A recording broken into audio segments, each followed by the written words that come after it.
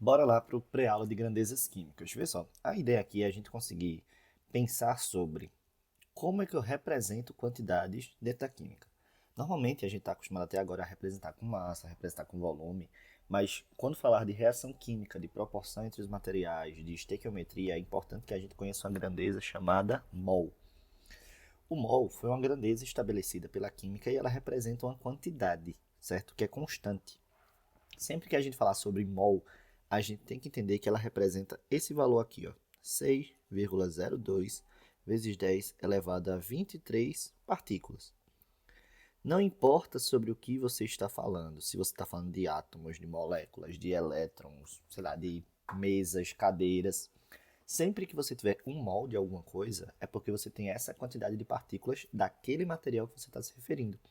Então, se você tiver, por exemplo, 2 mol, você vai ter 12,04 vezes 10 a 23 partículas desse material que você está se referindo, tá? Então, mol sempre vai valer essa quantidade de elementos. E essa é uma grandeza importantíssima porque ela está relacionada com outras também. Toda vez que você olha para um mol de uma substância ou de um átomo, por exemplo, ele vai equivaler a um valor de massa. Então, alguém já parou para calcular quais seriam as massas de cada uma dessas estruturas. E a massa que você tem quando você pega um mol daquela partícula que você está se referindo a ela é chamada de massa molar, tá? Então, por exemplo, se eu falo a massa molar da glicose é 180, estou dizendo que quando eu tiver um mol de glicose, ou seja, quando eu tiver 6,02 vezes 10 a 23 moléculas de glicose, se eu colocar isso numa balança, a balança vai mostrar para mim que ali tem 180 gramas. Então, fica fácil de você conseguir contar, porque a galera faz assim, poxa, se quando eu tenho 180 gramas de glicose, eu tenho um mol, se eu tiver 360 gramas, eu vou ter 2. Se eu tiver 90 gramas, eu tenho meio mol. Então, já que na química a gente não consegue contar as partículas, se a gente souber a massa, a gente vai conseguir dizer qual é a quantidade de partículas que tem ali. E para você descobrir qual é a massa molar de uma substância, é muito simples. Cada átomo tem uma massa pré-estabelecida, que obviamente você não decora, tá? Vai estar disponível na questão. E aquelas questões que aparecerem no material que não tiverem, você vai na tabela periódica e consulta. Não é porque a questão não fornecia, é porque provavelmente aquela questão veio de um vestibular que no caderno de prova ela entregava para você a tabela periódica, tá? Então, por exemplo, a massa dos átomos que a gente vai usar aqui.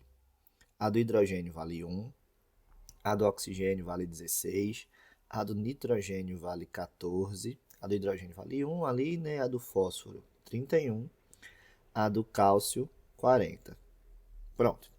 Aí veja, eu forneci as massas atômicas, ou seja, as massas dos átomos, e eu quero saber quais são as massas molares de cada uma dessas substâncias aqui.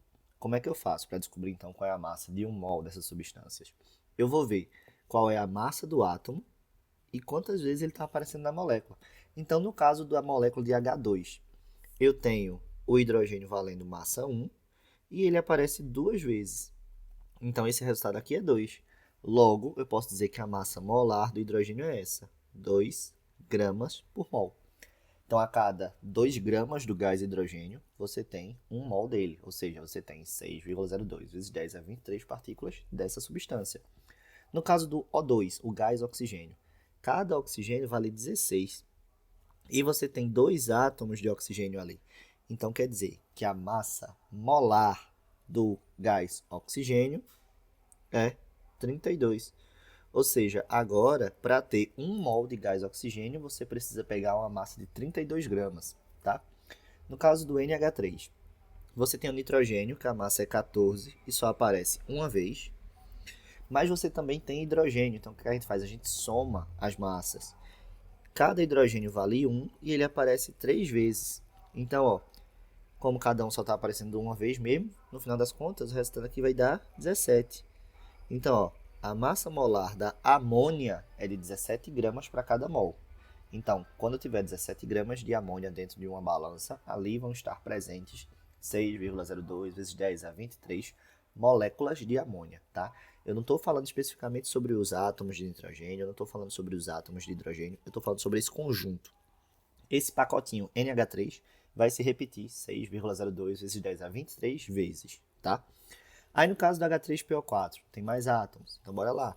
O hidrogênio vale 1 e está aparecendo 3 vezes. O fósforo vale 31 e está aparecendo uma vez. O oxigênio vale 16 e está aparecendo 4 vezes. Deixa eu só consertar aqui. Tá aqui, ó. Mais vezes 1, mais o oxigênio aparecendo 4 vezes. Dá isso aqui, certo? Então, você vai ter 16 vezes 4, que vai dar 64. 64 mais 3, que vai dar 67. 67 mais 31, que vai dar 98. Então, a massa molar do H3PO4 é 98 gramas para cada mol. Ou seja, quando você quiser pegar 1 mol do H3PO4, você vai colocar numa balança 98 gramas dele, tá? Ah, e se eu colocar 196 gramas? É porque você tem 2 mol, tá? Pode ser números quebrados também. Eu posso pegar 2 mol e meio, eu posso pegar 3,5 mol, eu posso pegar 4,7 mol. Você só precisa fazer a regrinha de 3 ali que você vai saber qual é a massa que isso equivale. E no caso do nitrato de cálcio, o cálcio vale 40.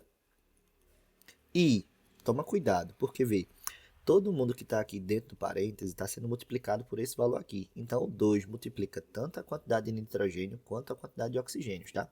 Então, ó, o cálcio realmente só aparece uma vez, mas o nitrogênio aparece duas. Então, tá aqui, ó, 14 vezes 2. E no caso do oxigênio, cada um vale 16, mas ele está aparecendo no total 6 vezes, tá? Então, você tem 16 vezes, ou 6 vezes a massa do oxigênio, 2 vezes a massa do nitrogênio e uma vez a massa do cálcio. Aí, vai ficar 40, que é do cálcio, com 28 do oxigênio, com 6 vezes 10, 60, com mais 36, 96. 96 com 40 vai dar 136. 136 com 20 vai dar 156. 156 com 8 vai dar 164. 164 gramas por mol. Essa é a massa molar do nitrato de cálcio. Então, para ter um mol dela agora, você precisa de uma massa de 164 gramas, tá? Percebe que cada substância vai ter o seu valor, tá? E em todas essas situações, quando você pegar essa massa, você vai ter exatamente 1 mol daquela substância, beleza? Mas, além de relacionar com massa, a gente também pode relacionar com volume. Cada mol de substância também equivale a um dado volume, que agora passa a ser chamado de volume molar. Ele é muito importante para gases, tá? A gente só consegue aplicar ele lindamente para gases. Então, se a substância for líquida, a gente vai ter que usar a densidade. Se a substância é sólida, a gente usa a densidade. Mas se é um gás, a gente usa esse volume molar. Um mol de cada substância gasosa, então, equivale a um dado volume.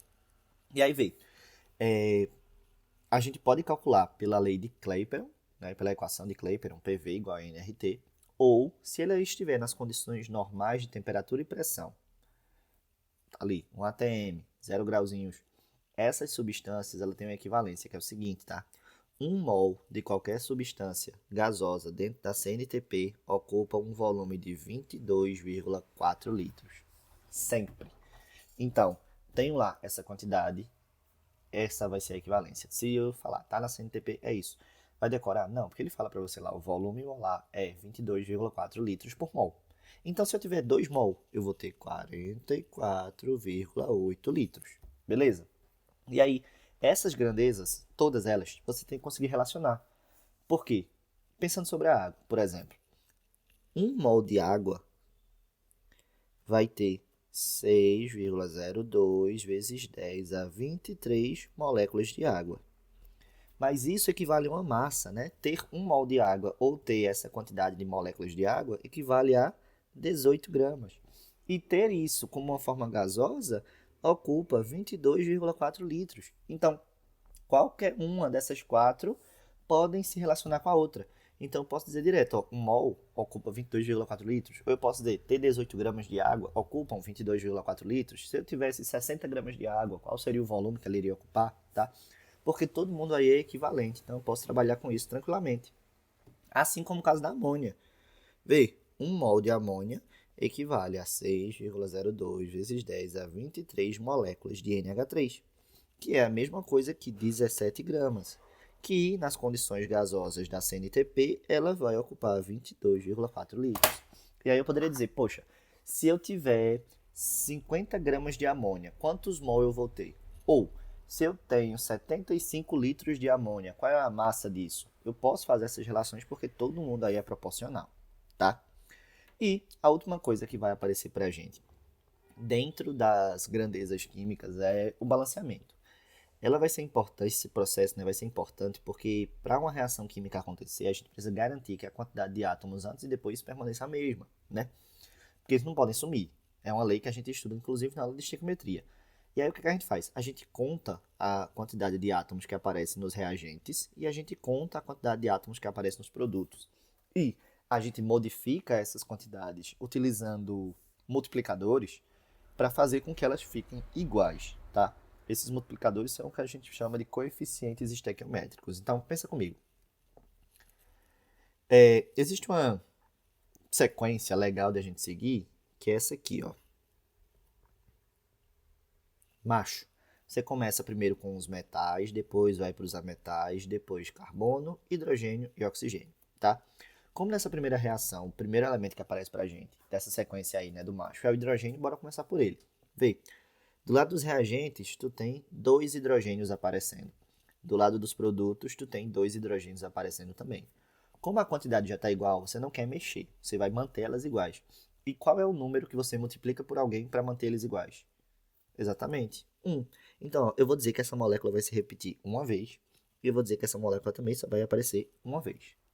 Por quê? Uma vez aparecendo uma molécula que tem 2 hidrogênios, só ficam 2. Uma vez uma molécula aparecendo que tem 2 hidrogênios, só tem 2. Pronto, acabou-se. Vou agora pensar no oxigênio. Do lado dos reagentes, tu tem 2 oxigênios. Do lado dos produtos, vê, na água só aparece um oxigênio e a água só vai aparecer uma vez. Então, olha o problema. Desse lado de cá, tu tem 2 hidrogênios, desse lado de cá, tu tem um. Mas tu concorda comigo que tu já colocou o coeficiente na água? Se tu mexer nisso aqui, tu vai ter que mexer nisso aqui de novo. E aí teu balanceamento não vai acabar nunca. Então, o que é que tu faz? Se tu tem uma substância que você já colocou o coeficiente, ele vai ser o padrão a ser atingido, você não vai modificar ele. Então, se aqui só aparece um oxigênio, eu tenho que forçar aqui a aparecer um também. Ah, Mikael, é muito simples. É só eu pegar esse 2, tirar e dizer que agora a molécula vai ser O1. Eu posso fazer isso? Não. Por quê? Porque a substância que vai fazer parte da reação é a substância O2. O que eu posso mexer é na quantidade de vezes que essa substância vai aparecer. Que número eu multiplico por 2 para dar 1? Exatamente, 0,5. Só que na equação química a gente não bota número decimal, a gente bota fração, tá? Então eu posso botar aqui, ó, meio. Micael, como é que eu vou ter meio oxigênio? Quer dizer que eu vou pegar a molécula de O2 e eu vou partir ela no meio? Não. É porque, veja, esses coeficientes, na verdade, eles são estabelecidos em número de mol. Então, isso aqui não é meia molécula de oxigênio, isso aqui é meio mol de oxigênio.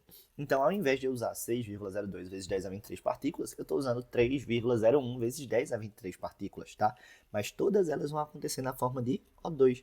E aí você vê que agora as quantidades de átomos que aparecem antes e depois são a mesma, tá? Bora ver outro exemplo. Tem aqui a formação da amônia. Seguindo a sequência, um ametal diferente dos 3 últimos é o nitrogênio. Do lado dos reagentes, tu tem 2 nitrogênios. Do lado dos produtos, tu só tem 1. Como não tem nenhum coeficiente já estabelecido, eu posso fazer 2 virar 1 ou eu posso fazer 1 virar 2. A ideia é que você tem que sempre aumentar, né? Então, o que era amônia aparecendo uma vez só, eu vou dizer, ó, agora a amônia vai aparecer 2 vezes. Ou 2 mol dela, né? Por quê? Porque se cada molécula de amônia só tem um nitrogênio, se isso aparecer 2 vezes, vão ter 2. E como do lado do reagente eu não quero mexer, eu vou deixar aqui, ó, 1. Então eu tenho agora 2 nitrogênios, 2 nitrogênios. Bora para o hidrogênio agora. Do lado de cá tu tem 2. Do lado de cá tu tem cada molécula de amônia aparecendo com 3 hidrogênios, mas eu estou dizendo que isso vai se repetir 2 vezes, ou seja, eu tenho 6 hidrogênios. Como o do lado dos produtos eu não posso mexer mais, eu vou colocar um coeficiente aqui. Que número eu multiplico por 2 para o resultado dar 3? Exatamente. Ou dá 6, né? 3. Então, ó, eu pegando a molécula de H2 e fazendo ela se repetir 3 vezes, eu vou ter no final aqui 6 hidrogênios. assim como aqui também, 6 hidrogênios. E aí a reação fica balanceada. Então, ó, para cada 1 mol de nitrogênio que reage, eu preciso de 3 mol de gás hidrogênio. E isso vai produzir 2 mol de amônia, tá? Bora para um mais complicado agora. Eu tenho ácido fosfórico reagindo com hidróxido de cálcio, produzindo fosfato de cálcio e água. Seguindo a regra do macho, o primeiro metal que aparece aqui é cálcio. Aí vê, do lado dos reagentes tu só tem um cálcio, do lado dos produtos tu tem 3. A ideia é sempre a gente pegar para aumentar, né? Então eu vou pegar isso aqui e vou fazer ele virar 3 cálcios. Como é que eu faço isso? Multiplico essa molécula aqui todinha por 3. Então, o que é que eu vou ter? Eu vou ter 3 cálcios do lado dos reagentes, vou ter 3 cálcios do lado dos produtos. Como esse aqui eu não quero mexer, eu vou deixar o valor 1 aqui na frente, tá? Vou para um ametal, que não seja carbono, hidrogênio e oxigênio. Nesse caso, é o fósforo. Aí vê, eu tenho fósforo aqui, aparecendo uma vez. Eu tenho fósforo aqui. Aí bora pensar. O fósforo está dentro do parênteses, então o número que está fora multiplica ele. 2. Então tenho 2 fósforos. E como essa molécula só aparece realmente uma vez, então eu só tenho 2. Lembra, já coloquei o coeficiente, não vou poder modificar. Então eu vou ter que mexer nessa substância aqui. Eu vou pegar um número e colocar aqui para que esse 1 fósforo, na verdade, se torne 2. Então, por quanto eu vou multiplicar a substância? Exatamente, por 2. Porque se só tem um fósforo e ele aparece 2 vezes, vai ficar igual à quantidade que você tem aqui, tá? A única substância que falta a gente colocar o coeficiente é a água. Então, teoricamente, quando eu balancear ela, ela vai ter que ajustar o hidrogênio e vai ter que ajustar o oxigênio ao mesmo tempo, tá? Seguindo a regra lá do macho, bora testar logo o hidrogênio primeiro, né? O que eu vou fazer? Eu vou contar quantos hidrogênios aparecem nos reagentes que já estão com os coeficientes estabelecidos. Aí vê, cada molécula de H3PO4 tem 3 hidrogênios. E essa molécula está com coeficiente 2. Então, na verdade, existem ali 6 hidrogênios. Cada molécula de hidróxido de cálcio, molécula não, né? Cada fórmula, que é composto iônico, de hidróxido de cálcio tem, veja, dentro dela mesmo, 2 oxigênios. E o coeficiente dela é 3, ou seja, também existem aqui dentro 6 hidrogênios. Então, se eu parar para pensar, existem ao todo 12 hidrogênios do lado dos reagentes.